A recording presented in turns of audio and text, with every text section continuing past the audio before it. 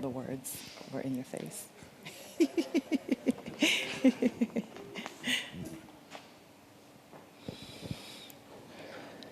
Hi, good morning, everyone. I am delighted to introduce you to Ms. Keishia Thorpe, who is the winner of the 2021 Global Teacher Prize. That is a $1 million award for the world's best teacher, and it's been running for about 8 years, and it celebrates the incredible contribution that teachers make all around the world, and it tells their stories, because we go to so many education conferences, and one of the things that gets left out are the teachers. And actually, I always play a game with myself, which is to count how many times people mention the word teacher in the course of these global education summits. So we at the Varkey Foundation, one of the things that we do is to try to bring teachers to the top table where decisions are made and to give them an opportunity to tell their stories. Keishia has an extraordinary story of fighting for her students, to open up new paths to her students, to go to higher education. Most of her students, as you'll hear, are from immigrant and refugee backgrounds, and she's done some extraordinary work, both in her school in Maryland, but also, of course, as the co-founder of an NGO which has got hundreds of students from all over the world into top US universities. So I'm delighted to introduce Keishia, and without further ado, Keishia, over to you.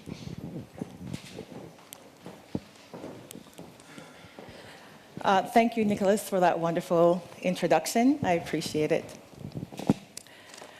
Good morning, and thank you for joining my session today. My name is Keishia Thorpe, and I'm a full-time teacher at the International High School, Langley Park in Bladensburg, Maryland, USA.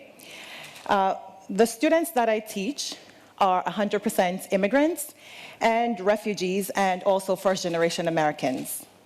All of my students are English language learners, and 98% of my students are classified as low income and also from families who immigrated to the United States in search of opportunities and a better way of life. Among the list of opportunities, parents and students indicate that education was at the top along with jobs. So, a lot of my time has been spent empowering my students and to get them in a position where they're on their feet educationally and to be college and career ready. So you might be surprised at the title of my talk today, which is college worth it anymore?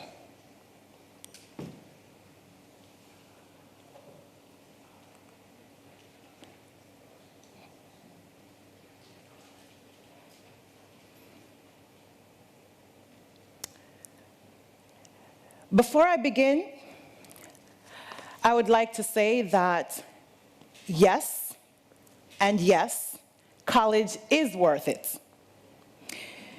And certainly for the vast majority of people. But I don't think the argument stops there.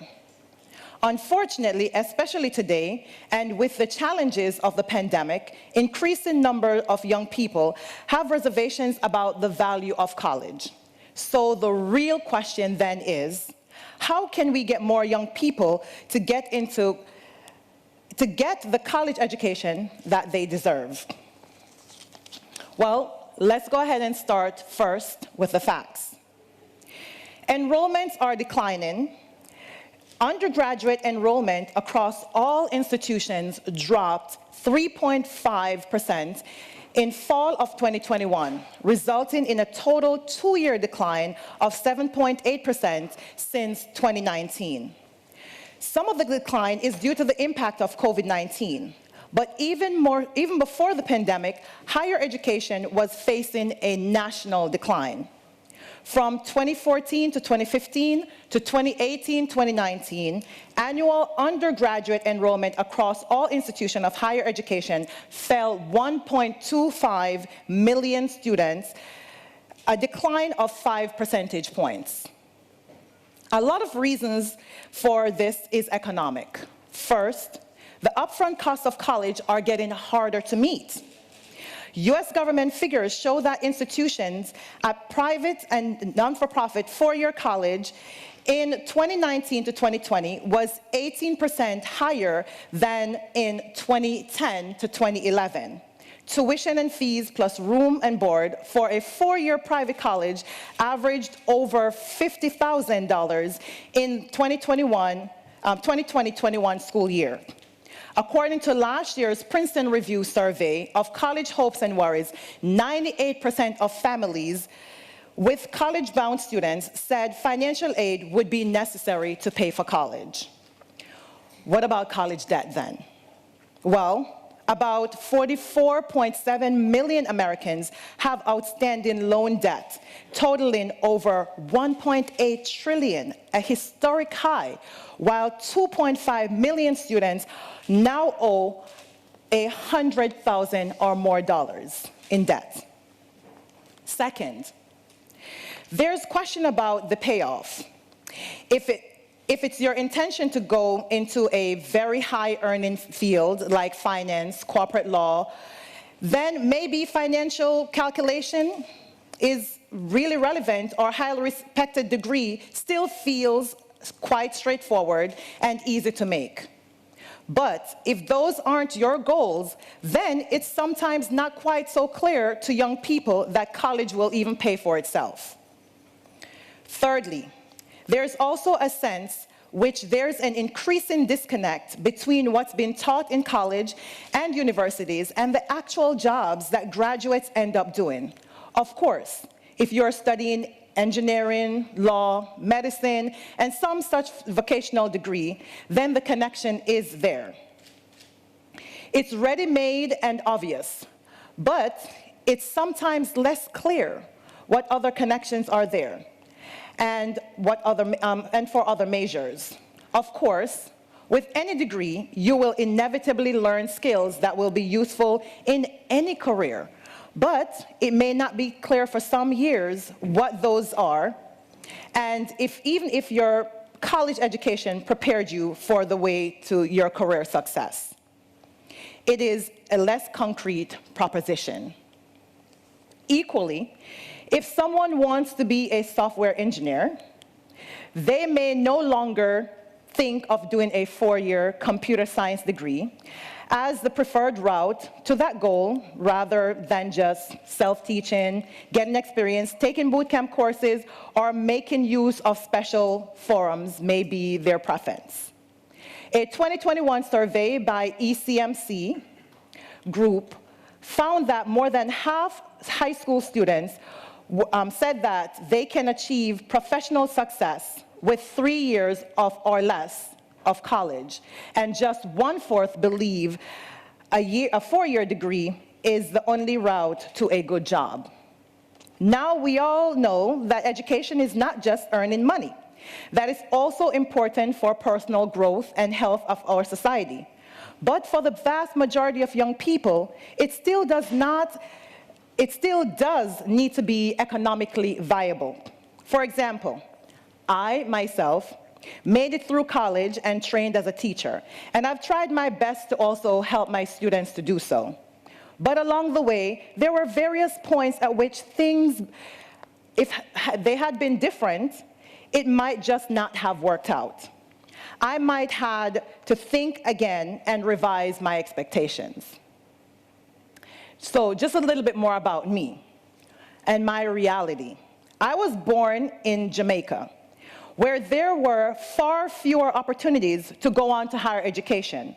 Like most people who grew up in poverty, I dreamed of going to college and breaking that cycle. I knew that just graduating high school was not going to set me up for the level of success that I wanted to have to accomplish my dreams. When I graduated high school in Jamaica, the poverty rate was a little over 30%, with the highest percentage affected being those of school age. So I understood the value of a higher education very early. But as college drew near, I knew I would have no way to pay for it. I could not rely on money from my family, and loans were a possibility, but at the time, as I recall, low interests were very high, making it a big gamble. And some loans required collateral to secure against them, like a house or other property, which we didn't even have. So really, even loans for me were out of the question. Personally, I was really fortunate enough to earn a track and field scholarship to eventually secure a scholarship and study at the University of Howard University. And today, I also run a nonprofit organization, US Elite, that helps high school students to secure similar funding opportunities. But if I had not had that option, probably I would not have been able to be one of those people who end up going to college. It's also important to recognize that scholarships are the exception rather than the rule. Most students do not have access to them, and I could easily have been one of them. Yet, financial stability and the knowledge that you're going to be able to practically complete a degree is a hugely important factor in succeeding at college. Being immersed in financial worries your whole entire college career can really sour your experience, and I've seen a lot of it. That also brings us to another element of the college challenge today. Increasing number of college students aren't 18 years old, studying full-time and living on dorm and campus. They are older, they're working full-time, and they're also having families and other responsibilities. So to make college more accessible, we cannot just think about how big of a loan we can give to an 18-year-old. We have to really think about all of the other variables. We also need to think about race.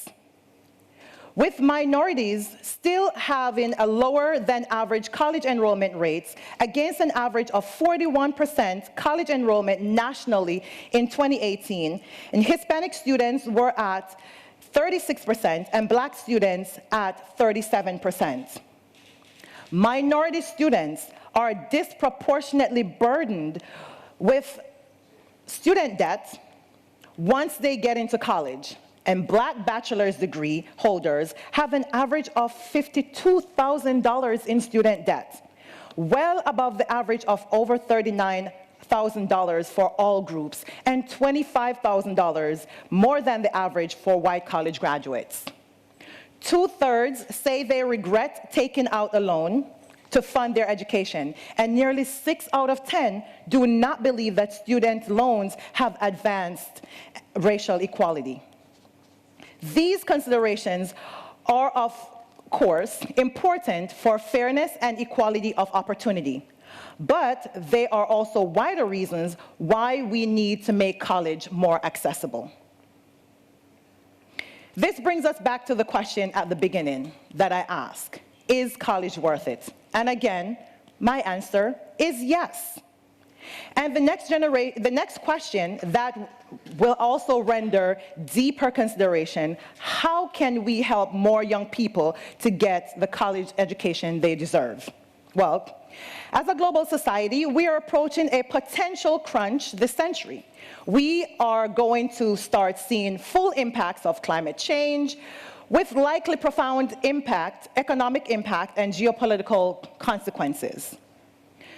To come through this period, we're going to need all the education and leadership that we can muster at every level in society and every part of the world. We are going to need our best brains to tackle climate change and redesign cities.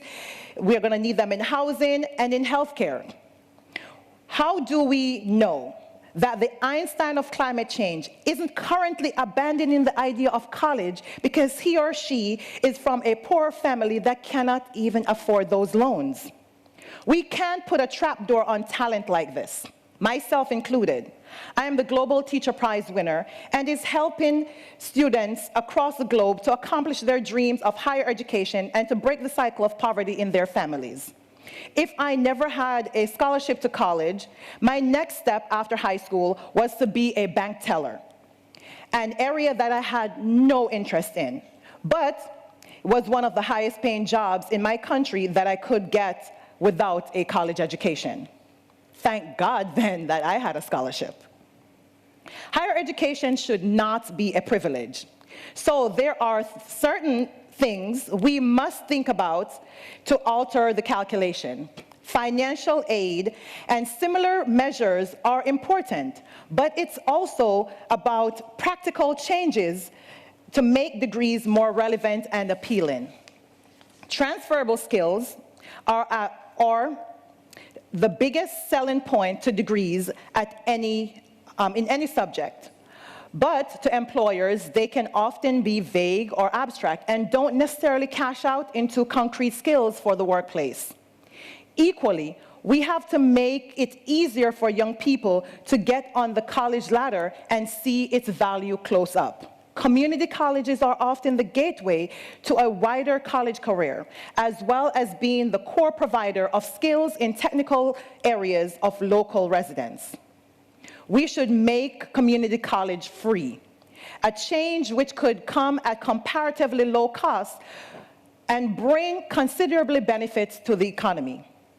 The average community college, or two-year public education, tuition is $3,800 per year. But even that's too much for people who would really even benefit from it. We should make sure also that there are fewer restrictions on credits being transferred between institutions. We also need to give careful, thoughtful consideration to how some private colleges could potentially subsidize their loans. Tuition fees are now at an average of over $36,000 at private, non-for-profit, four-year colleges nationwide. Of particular importance are those colleges that serve underrepresented populations or a large number of economically disadvantaged students, and which add value in terms of social mobility and wider community benefits. As we also need to make sure that scholarships for economically disadvantaged students are available and minorities are available, and in particularly, we need to establish diversity, equality, and inclusion initiatives on campus to help show that college is a place where minorities also can feel at home. Education is a right. Though it is not the only key to success, it unlocks many doors of opportunities for our young people to access their future. We have the responsibility to do everything we can to widen access, reduce the burden of study, and help young people to achieve their full potential no matter what their color, gender, status. No one should be left behind. I thank you for listening to my talk today.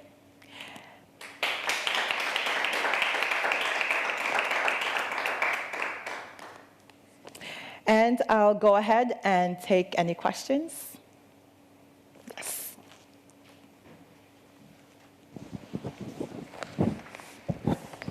Hello, I'm Lola from Spain, and I guess what made you help other young people obtain higher education was that you were inspired by you wanted people to have the same chance that you had.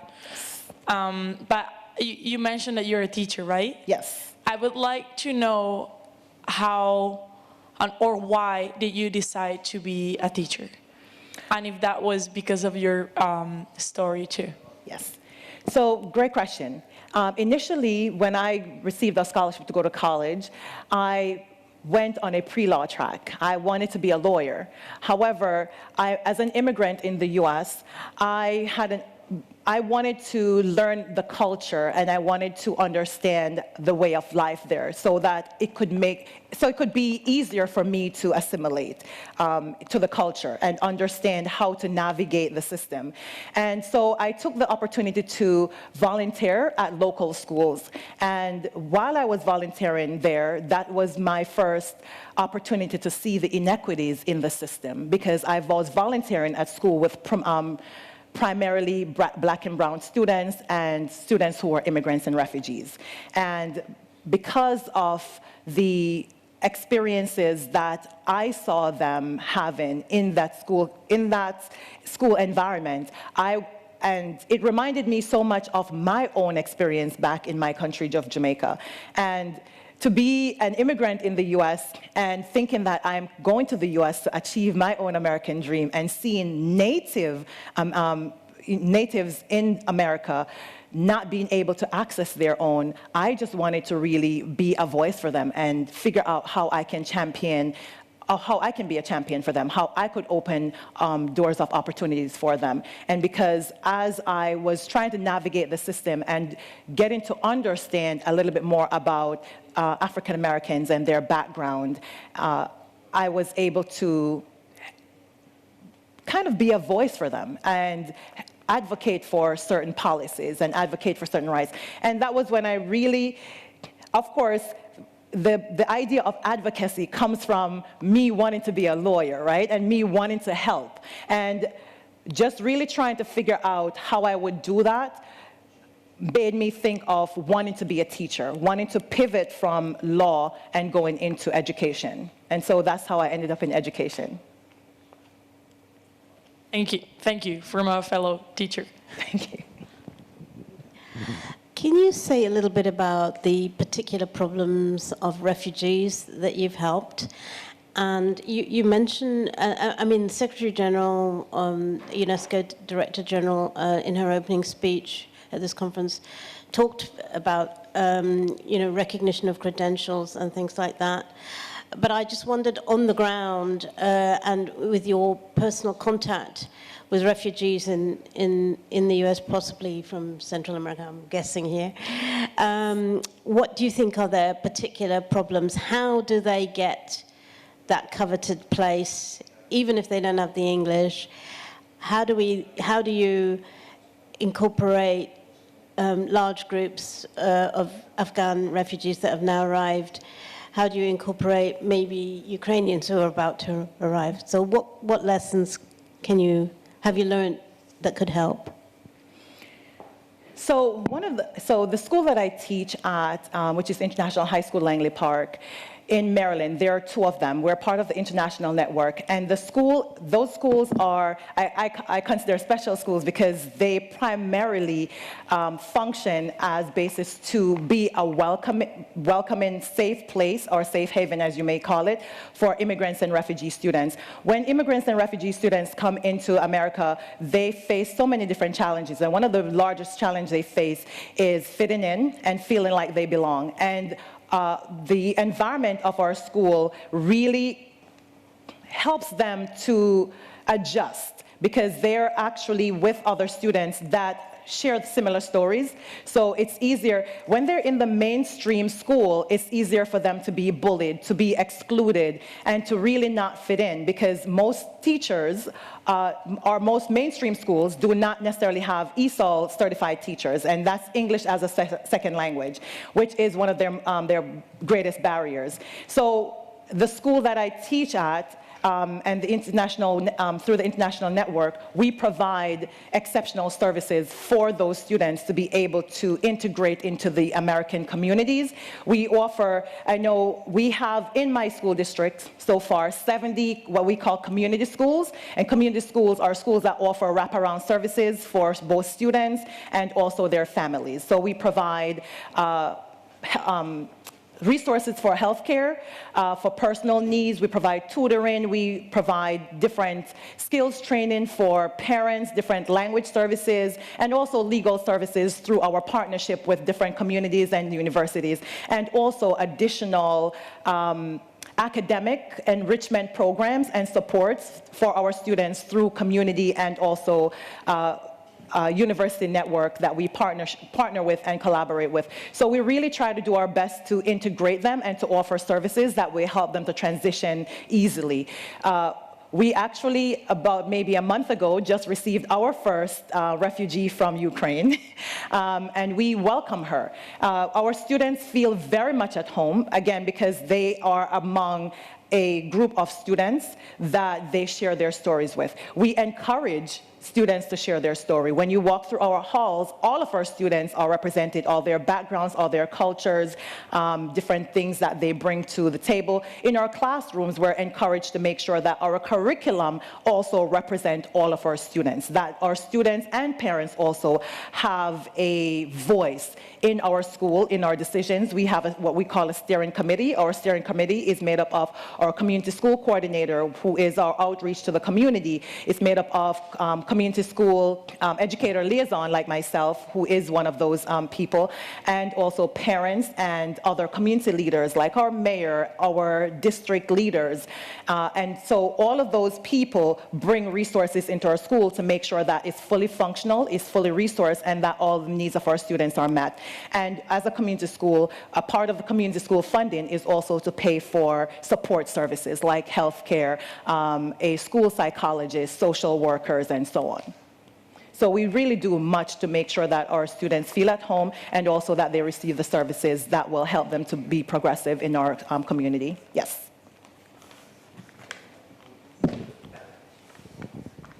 I hope I answered your question. Thank you.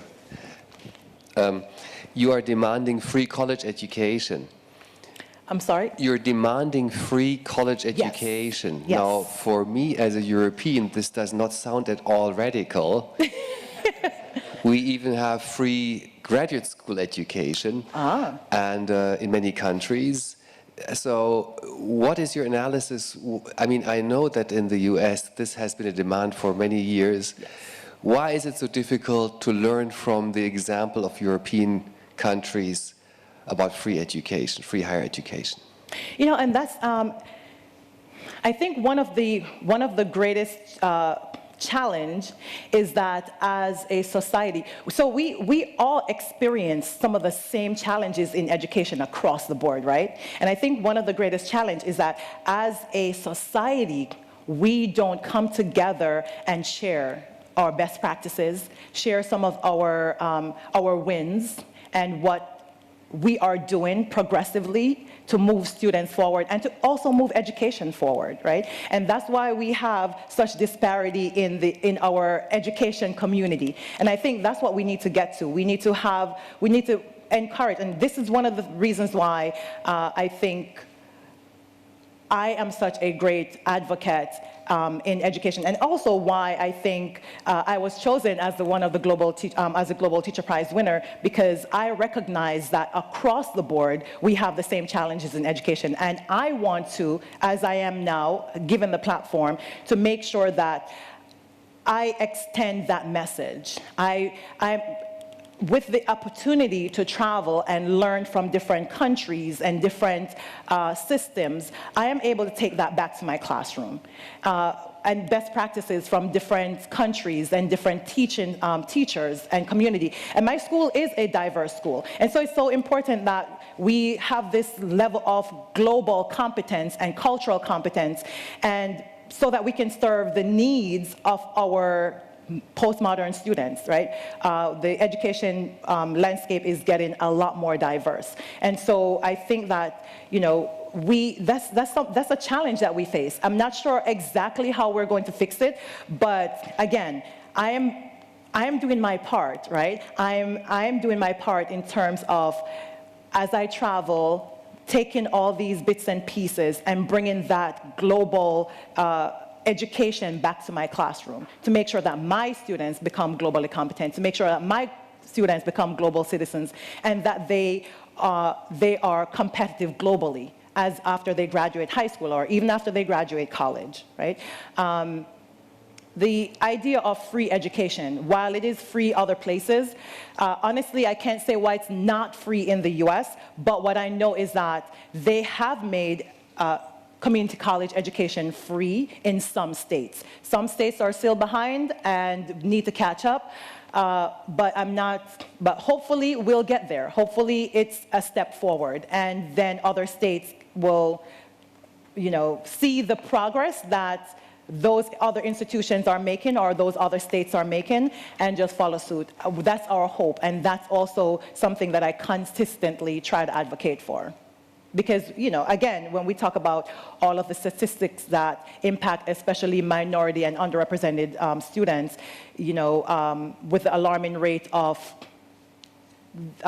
college costs and loan debt, and the opportunity to think about how can we reverse the cycle of poverty, we need to make sure that those are the ideas that we're thinking about to make sure that education is accessible to everyone. And again, as the theme of this conference, no child left behind, right? So we need to make sure that those are things we're thinking about for the future.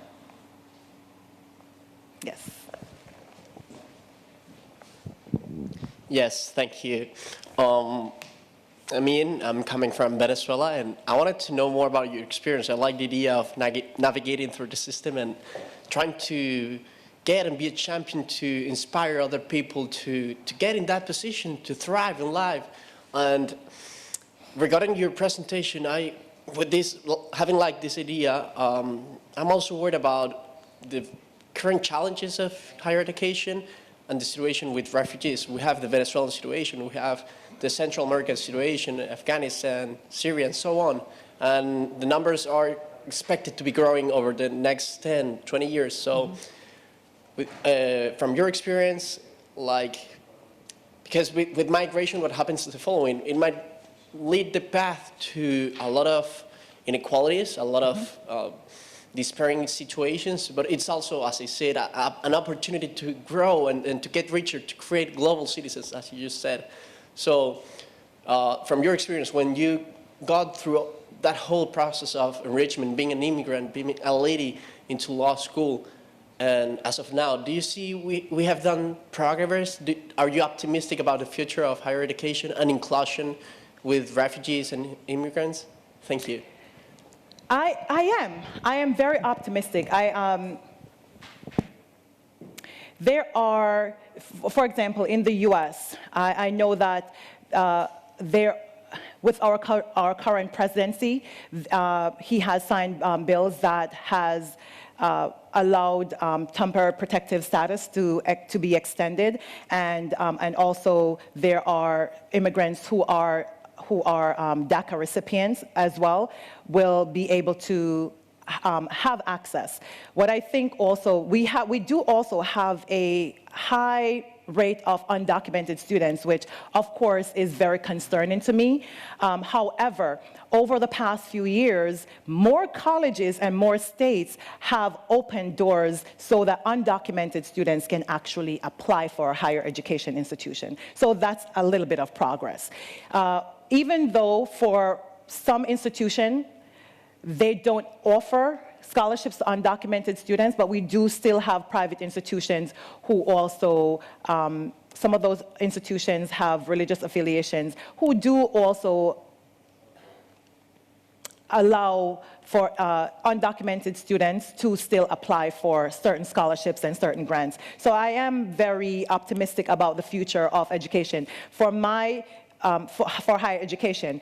From my experience, scholarships are a great pathway to achieving a higher education for undocumented and also even just those immigrants and refugees who do have the opportunity to apply for a vast number. And what we do see is that increasingly, there are more scholarships that are being awarded to immigrants and refugees. For example, presidential award and merit-based scholarships that does not necessarily take in consideration their backgrounds, but more so of their academic merits and accomplishments. So from when I was in college, I have seen the growth and the different changes that over time has occurred to make education a little bit more accessible for immigrants and refugees.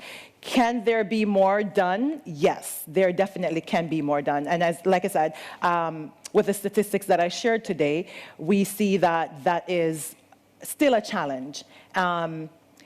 So we do need more policies and more regulations around how private institutions I guess, put interest rates on certain loans, and also financial aid for students who are from low-income families. We need funding to increase for that. So those are some of the things that, we're hoping that institutions can take into consideration, and also the governments, and also those people who are creating policies around the accessibility of higher education.